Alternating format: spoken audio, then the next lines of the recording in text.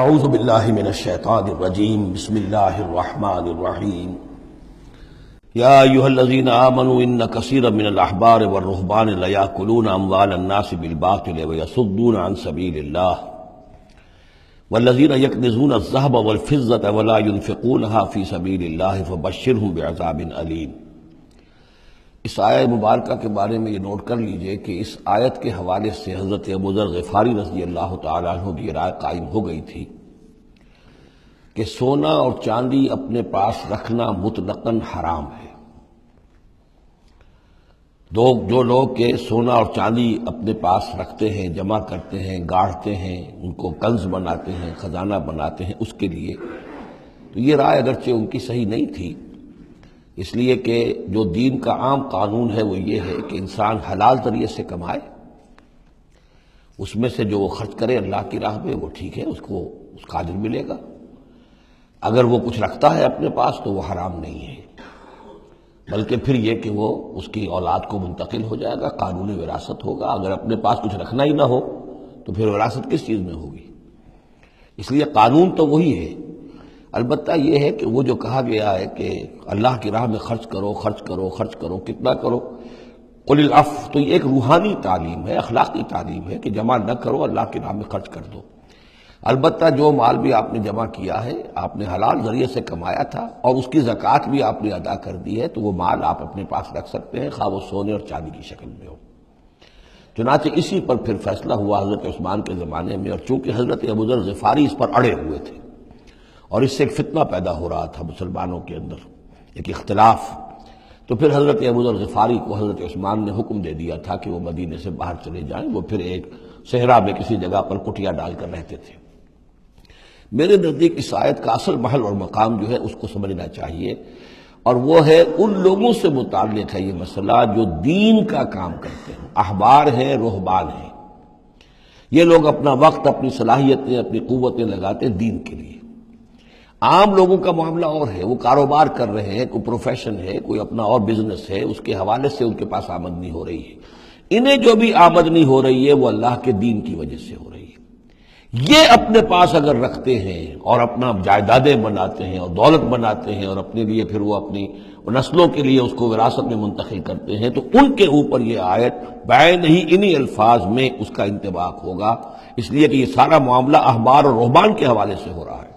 اس آیت کا سیاق اور سباق جو ہے کہ ظاہر بات ہے کہ ان کے لیے جو بھی کچھ ہے، یہ لٹمس ٹیسٹ یہ ہے، ہاں آپ اپنی ضرورت پوری کریں، جیسے حضور نے اپنی ضرورتیں پوری فرمائی، ازواج مطہرات کو بھی نان نفقہ دیتے تھے آپ اسی بیت المال میں سے، آپ اپنے عزیزوں کے ساتھ بھی کوئی حسن سلوک کرتے تھے تو وہیں سے کرتے تھے۔ کبھی بیت المال خالی ہے تو فاقہ بھی آ رہا ہے، لیکن ضرورتیں پوری کریں، جائیداد بنا کر نہ چھوڑ کر جائیں۔ یہ جو معاملہ ہے کہ اس کو جمع کیا جائے اور پھر وہ جائیداد بنے، میرے نزدیک آج بھی اگر آپ جاننا چاہیں علماء حق کون ہیں اور علماء سو کون ہیں، تو لٹمس ٹیسٹ یہ ہے، جو شخص اپنے دینی کیریئر کے نتیجے میں پھر جائیداد بنا کر اور دولت چھوڑ کر بڑا ہو، وہ علماء سو میں سے لا محالہ، اس میں کسی شک و شبے کی گنجائش نہیں۔ میں اسے لٹمس ٹیسٹ کے طریقے سے بیان کر رہا ہوں۔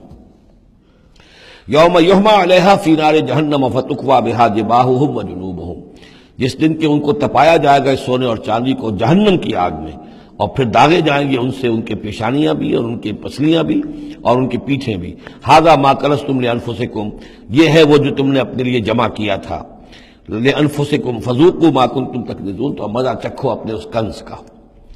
ان عدت الشہور عند اللہ 12 شہرا، اللہ کے ہاں مہینوں کی تعداد 12 ہے، فی کتاب اللہ، اللہ کی شریعت میں، اللہ کے قانون میں، تکوینی بھی اور تشریعی بھی۔ یوم خلق السماوات والارض، جس دن سے کہ اللہ تعالیٰ نے پیدا کیا آسمانوں اور زمین۔ منہا اربعۃ حرم، ان میں سے 4 مہینے ہیں محترم، جن کو کہ اشہر حرم کہتے ہیں، جن میں جنگ وغیرہ جو ہے وہ جائز نہیں تھی۔ ذالک الدین القیم، یہ ہے سیدھا دین، ہمیشہ کا ضابطہ اور قانون۔ فلا تظلموا فیہن انفسکم، تو ان کے معاملے میں اپنے اوپر ظلم نہ کرو۔ وہ ظلم کیا کرتے تھے؟ قریش کی اپنی مصلحت ہوئی کہ کوئی مہم انہیں کوئی لڑائی کا معاملہ ہے ان کے درپیش ہے، وہ کہتے تھے اس سال یا شرع حرم فلاں کی بجائے فلاں مہینے ہوں گے، وہ کیلنڈر کو الٹ پھیر کرتے رہتے تھے کہ اس مرتبہ جو ہے یہ عمرے کے لیے مہینہ رجب کا نہیں ہوگا، فلاں ہوگا۔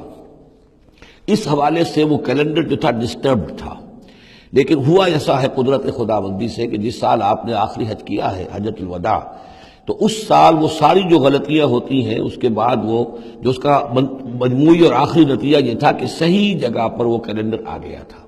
اسی لیے حضور نے اپنے خطبہ حجۃ الوداع میں کہا ہے کہ استدار الزمان کہیئتہ یوم خلق اللہ السماوات والارض، یہ زمانہ اور یہ کیلنڈر جو ہے، تقویم جو ہے، یہ پورا چکر لگا کر ساری غلطیوں اور ترمیموں میں سے ہو کر اب ٹھیک اسی جگہ پر پہنچ گئی ہے جس مقام پر کہ اللہ نے، جس تقویم پر کہ اللہ تعالیٰ نے آسمان اور زمین کو پیدا کیا تھا، اور آج کے بعد سے ان مہینوں کے اندر کوئی الٹ پھیر نہیں ہو سکے گا۔ وَقَاتِلُوا الْمُشْرِكِينَ كَافَّةً كَمَا يُقَاتِلُونَكُمْ كَافَّةً، اور مشرکوں سے بھی جنگ کرو ایسے ہی سب کے ساتھ جیسے کہ وہ تم سے جنگ کرتے ہیں، جڑ کر حل حال میں اور جمع ہو کر۔ وَاعْلَمُوا أَنَّ اللَّهَ مَعَ الْمُتَّقِينَ، اور جان لو کہ اللہ تعالیٰ جو ہے متقین کے ساتھ ہے۔ إِنَّمَا النَّسِيءُ زِيَادَةٌ فِي الْكُفْرِ، یہ جو مہینوں کو ہٹا دینا تھا ادھر سے ادھر، یہ پھیر دینا جو ہے اشر حرم کا، یہ بڑھائی ہوئی بات ہے کفر کی۔ يُضَلُّ بِهِ الَّذِينَ كَفَرُوا، اس کے ذریعے سے گمراہ ہوئے ہیں وہ لوگ جنہوں نے کفر کیا۔ يُحِلُّونَهُ عَامًا، حلال کر لیتے ہیں اس مہینے کو ایک سال، وَيُحَرِّمُونَهُ عَامًا، اور ایک سال اسے حرام قرار دے دیتے ہیں۔ لِيُوَاطِئُوا عِدَّةَ مَا حَرَّمَ اللَّهُ، تاکہ تعداد پوری کر لیں اس کی جو اللہ نے حرام ٹھہرائے ہیں۔ 4 مہینے حرام ہیں آگے پیچھے پھیر کر، لیکن تعداد پوری کر دی۔ فَيُحِلُّوا مَا حَرَّمَ اللَّهُ، اس کا نتیجہ کیا نکلتا ہے کہ جو اللہ کی طرف سے محترم مہینہ تھا وہ ان کے حساب سے، ان کی غلطی سے پھر وہ حلال ہو جاتا ہے، پھر حلال کر لیتے ہیں وہ مہینہ جو اللہ نے حرام کیا ہے۔ زُيِّنَ لَهُمْ سُوءُ أَعْمَالِهِمْ، اسی طریقے سے ان کے جو برے اعمال ہیں ان کے لیے مزین کر دیے گئے، کھبا دیے گئے ان کی نگاہوں میں۔ وَاللَّهُ لَا يَهْدِي الْقَوْمَ الْكَافِرِينَ، اور اللہ کافروں کو ہدایت نہیں دیتا۔ یہاں وہ 5 رکوع ختم ہوئے ہیں کہ جن کا تعلق ہے نبی اکرم صلی اللہ علیہ وسلم کی بعثت خاصہ الی اہل العرب، اس کی تکمیل ہو گئی، اس کے مقاصد پورے ہو گئے، اس کے ضمن میں آخری احکام دے دیے گئے۔ صدق اللہ العظیم۔